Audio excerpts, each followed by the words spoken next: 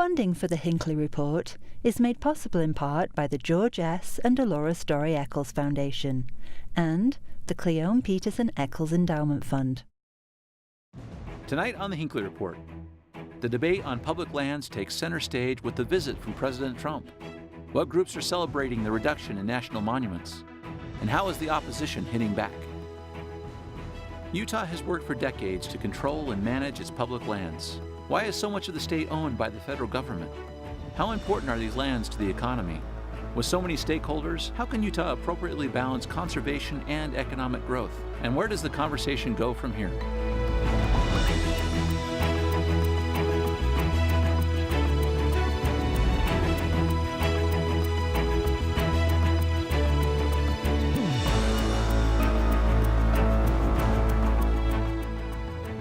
Good evening, and welcome to the Hinckley Report. I'm Jason Perry, Director of the Hinckley Institute of Politics.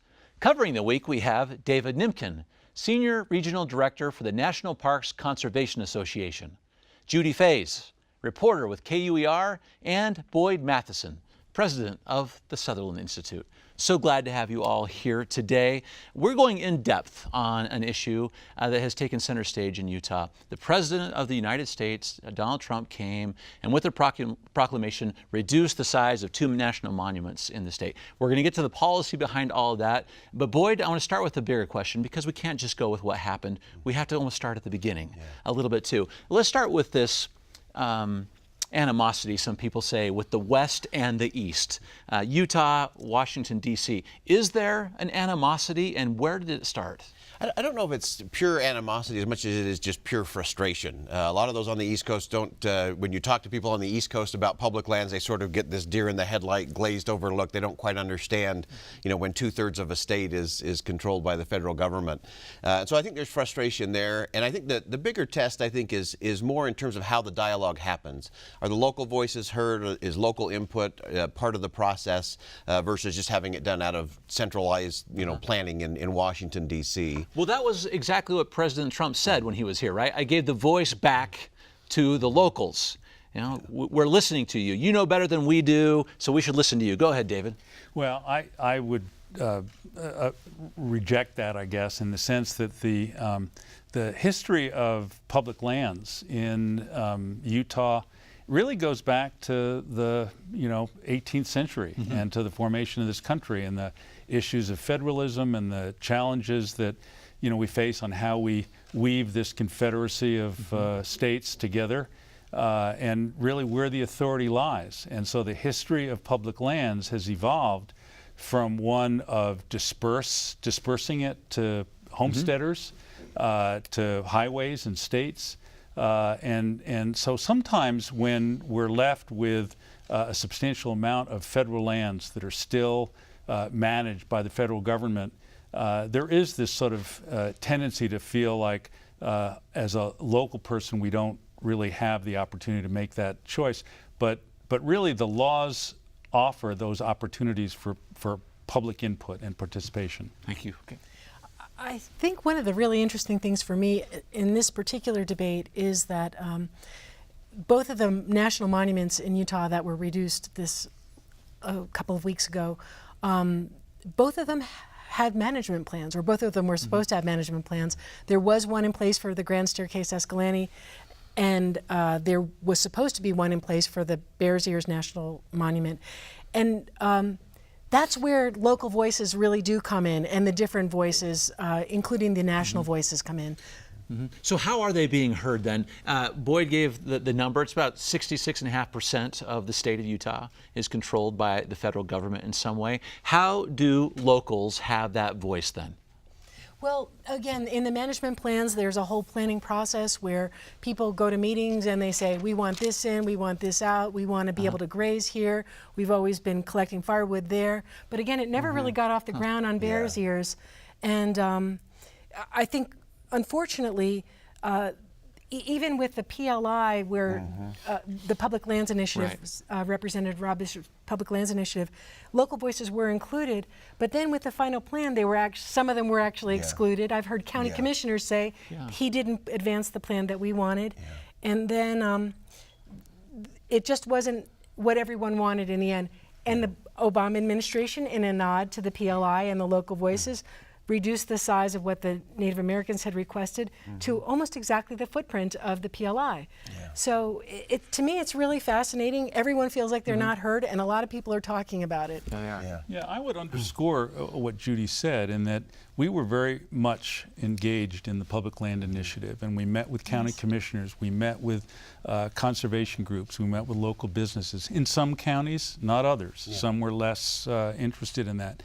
And I think if there was some opportunity for a process that had some integrity, we hoped that that would be the case.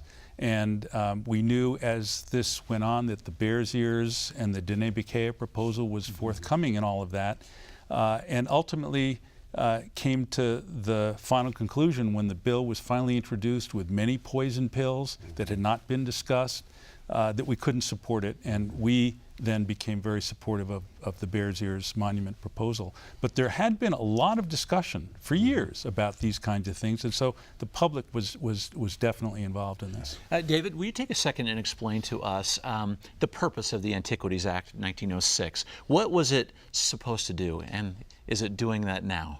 Well, I believe that it is. It was created under the presidency of Theodore Roosevelt. And it was an acknowledgement that there were needs to protect these extraordinary resources that we have in the United States. The first one being the Grand Canyon that he used that for. And some of the debate has been whether it was intended to be just objects that would be protected or a larger scale that would look at the scientific value of certain landscapes that could include geology. It could include large landscapes of flora and fauna that would be important. And so it's been, over 100 years. Presidents of all parties have used this to protect federal lands, and I really underscore that it's federal lands, about over 150 times. 4 of the 5 national parks in Utah were originally created under the aegis of the Antiquities Act.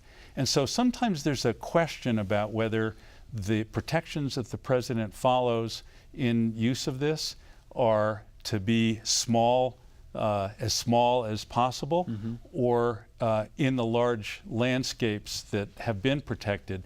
And it's been the practice over the last 100 years that large landscapes in that context have been protected. Okay, go ahead, Boyd. And I think that's part of the challenge for a lot of folks, is that in the Antiquities Act it does say the smallest possible amount of land to protect the antiquity. And so I think that's part of it, that it's become very big and very broad. And I think that the bigger issue, not just so much the size, but who's involved in that. That the president can do it with the stroke of a pen, as opposed to having Congress and local government more involved in that process. I think, to me, is the heart of the issue and where this conversation needs to go next. I know there was a lot of moaning on some sides and celebrating on the other this week as this came about, but I don't think anybody should be spiking the ball or declaring victory. This is the beginning of the beginning, and I hope it's the beginning of the beginning of an important conversation in terms of how do we balance that stewardship of the land? How do we make sure we get multiple use for the local ranchers and tribes to be able to tap into those resources? And so I think this is the beginning of what I think is an important conversation that often gets lost because we allow the loud and powerful and strident voices on both ends of this issue to prevent us from having the conversation we need that will actually solve the problem, and above all, give certainty to those local communities. Because right now, President Obama can declare something, President Trump can undo it by the same stroke of a pen, and that's a problem because that helps the forgotten men and women of America in our rural counties. And so it's part of a more important discussion, a more elevated conversation that I think everybody agrees we have to get to. Well, let's unpack a couple of those things, and let's start with one that kind of came from a phrase from Secretary Hinckley when he was here, and he used the word that you did, protect. And he said the job of the Antiquities Act was to protect, not to prevent. Those were his words anyway. Explain that, the difference of those two, and Judy, with all your great work in southern Utah, how those two things work together. Well, in fact, it is to protect. And I think the original intention with the Antiquities Act was a recognition initially that it was going to be protecting some of the looting that was going on with some of the antiquities. And in the debate, and it was some of what you were saying, Boyd, that in the debate there was a lot of compromise in the discussion of the Antiquities Act. And so sometimes there's a tendency to say, pick out one phrase out of context. Right. And I think this is part of the challenge we have in the judicial system. We have, larger context, precedents where large landscapes have been protected. I totally agree that there needs to be a process of participation. But I would say that part of this question that you raised about the Antiquities Act is that the power to the president was conveyed by the U.S. Congress in 1906.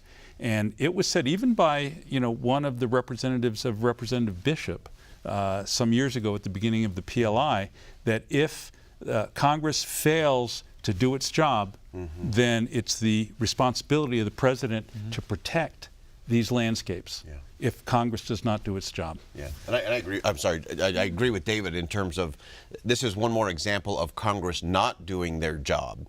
And part of this is a purely political matter because, again, both sides raise hundreds of millions of dollars off of this issue.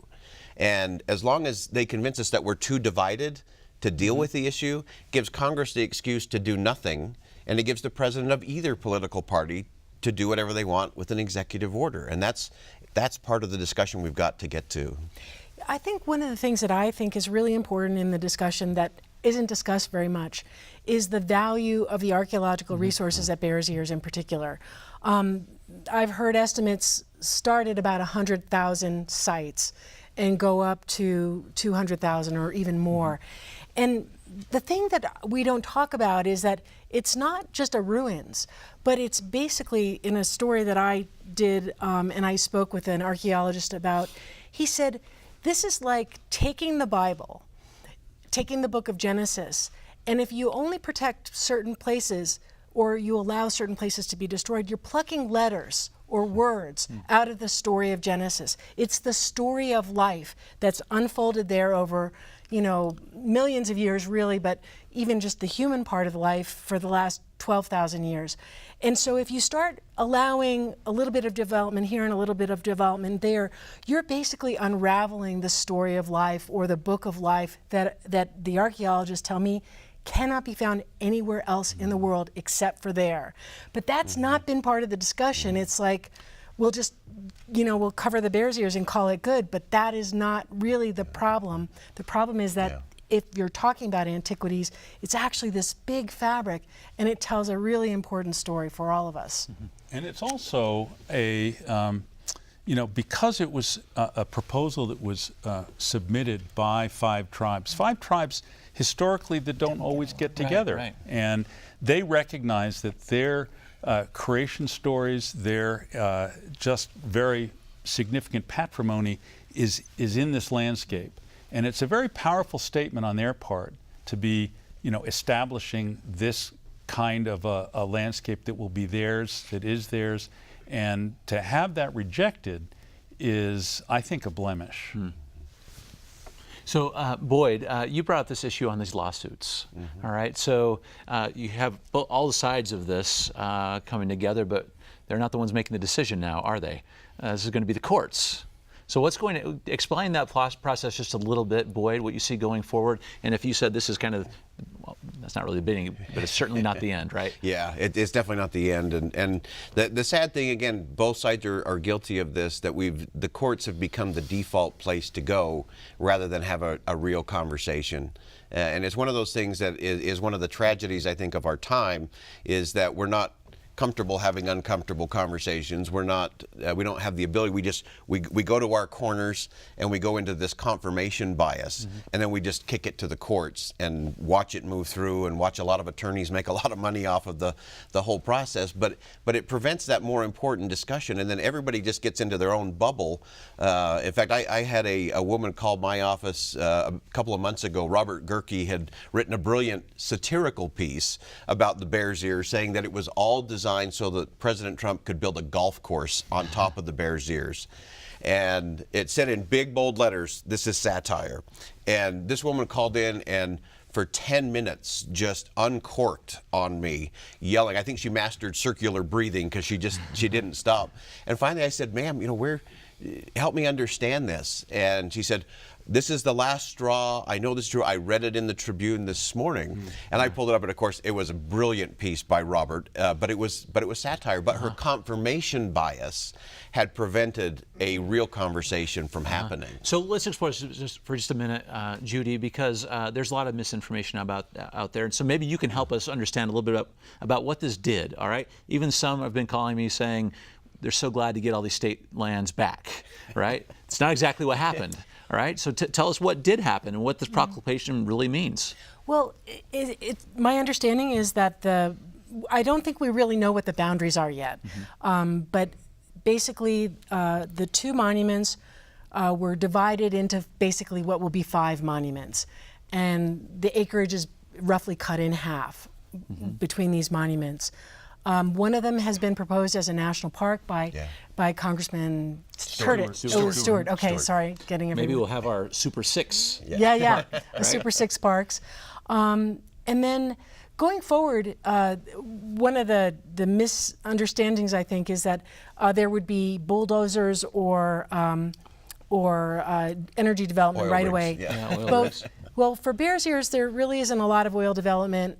There is some, but not very much. small, yeah. And then for Grand Staircase, that actually holds the Caparrots Plateau, which is basically roughly 2/3 of the coal reserves in Utah, not quite.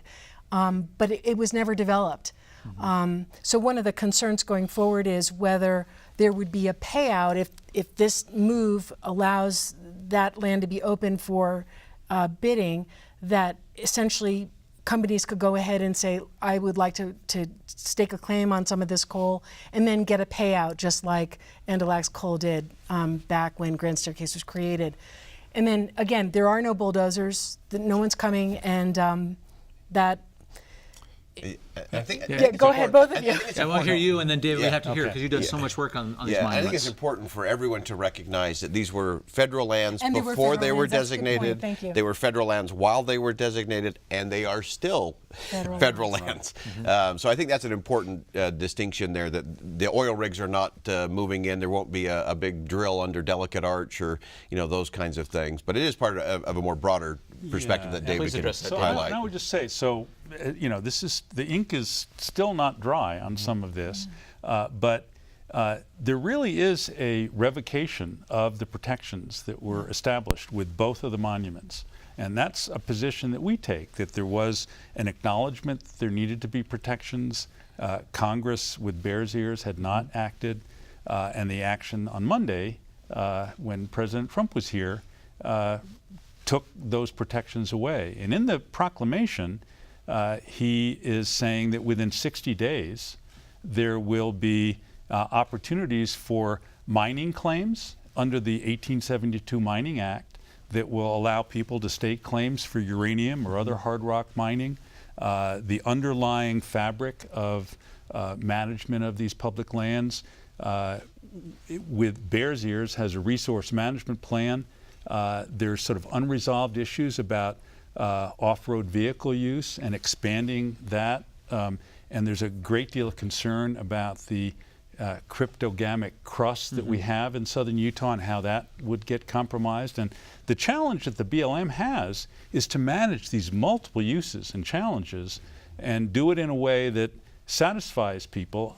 I would submit every national monument that has been established, as well as national parks, have been crafted in a crucible of conflict. I mean, nobody is, some people are happy, some people are disappointed, and yet we're at a place here in Utah, as we talk about it, that we're celebrating our mighty 5. And then you have the other 8, the other monuments. But, all but one of them were created under the aegis of the Antiquities Act. So sometimes the importance of looking forward and considering, as our population grows, as the needs that our citizens have to be able to enjoy and recreate and understand our past, has to be preserved today. Where do you see this going now? I guess we're not seeing the oil rigs or the bulldozers. Are you, as an advocate for monuments generally and public lands specifically, are you worried that that's what's next? Or do you feel like efforts like members of our congressman, like maybe even Congressman Curtis right now, is trying to do some things to keep that from happening? Are the protections there that make you comfortable, or are you still uncomfortable? I don't feel comfortable with the protections that would be forthcoming after this 60-day period. You know, I think that there's really, you know, a need for us to take a step back and look at really what we want for the future of this state. When I moved here 40 some odd years ago, there were about 1 million people that lived in this state. There are now 3 million people who live here. Projections, you know, expand that. The pressure on our open space and public lands is huge. One of the great advantages, one of the comparative advantages of this state is the fact that we have this public land. It is what draws business here. It is really a very special. Remember, for the Winter Olympics, the world is welcome here. Well, they're coming. They found it, and we need to find that balance. And you know, I'd like to talk a little bit about some of the oil and gas development and the potential for finding a balance in that. But we can talk about that in a bit. Okay, on the balance and the politics of this. Our efforts as a state are not without some cost in terms of our reputation and economic development. After some efforts from our legislature, even last year, outdoor retailers decided to move to Colorado. Patagonia is taking some shots. What is the balance there? How are we finding it? Is this a reputational problem? If so, how do we fix it? Boyd, tell us what's happening there. So in terms of long-term reputation, I don't think that the damage is, people are going to continue to come for the very reasons David just described. And I think we should always remember that a wealthy man's playground shouldn't come at the expense of a working man's home and life and livelihood. And I think that's important. I think it's very easy on some of the artifacts where you had groups like Patagonia, you know, doing these videos on the artifacts, and yet they were in places that you couldn't get to on an ATV, you couldn't get to on a horse, you couldn't get to just walking. You could only do it if you were Patagonia outfitted and had an AEI guide to get you there. And so I do, and again, it's the rhetoric piece that worries me in terms of the conversation, because I fully believe that we can create the space so that people can enjoy that, where that is the right thing to do. We can preserve the right things in the right way. I just believe we can do this a heck of a lot better. But it's going to cause us, and we have to come together as Utah first. And really present that. I actually think this is one other space where Utah can lead the nation in a different kind of discussion. We've proven we can have tough conversations about LGBT rights and religious liberty. We can talk about immigration in a different way in this state. And I think we can talk about public lands in a different way as well. What are you hearing, Judy, from people who are trying to find that balance? And what do they think the balance is? The economic side, this is where we live, versus the preserving. Well, I think we've talked a little bit about a continuum and how things are changing over time. I spent some time this week with folks in Escalante, and they're incredibly frustrated because this is supposed to be a pro-business administration and a pro-business Congress, and they feel like they've established their businesses and grown their businesses in the Grand Staircase tied to the land, and now they're watching the administration. They wouldn't even. Secretary Hinckley wouldn't even meet with the Chamber of Commerce down there when he was visiting Utah, and they feel like we're part of something that's actually happening and growing. And it's like we talk about picking winners and losers. They're picking us as the loser, and our economies are growing. This is a great thing. That the way we use the land is changing. But the politics and the rhetoric aren't changing with it. And I heard a little bit about that in San Juan County too. Yeah. People saying they felt that they couldn't show support for the monument because they thought that they would be ostracized within the community. Very interesting. Yeah. Now, do the people of the state, maybe those that are living in these rural communities, feel like they have been empowered by what just happened with President Trump? Do they feel like they are, I guess as the phrase goes, they're now at the table and not just on the menu? Do they feel that way?